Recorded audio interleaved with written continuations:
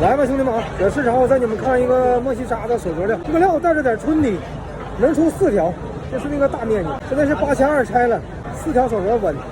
一会儿我翻过给你们看一下啊，但是得有点预算了，没点预算拿不下来。这个种水吧，就是一个高浓化，带点春泥。预算的话，真要有点了，没点拱不下来了。说白就卖这点颜色的，没有这点颜色的话，它这个种水真的是一般的东西。但是现在这个行情这样，带点颜色的都贵。手镯圈是挺完整，手镯圈倒是没啥毛病。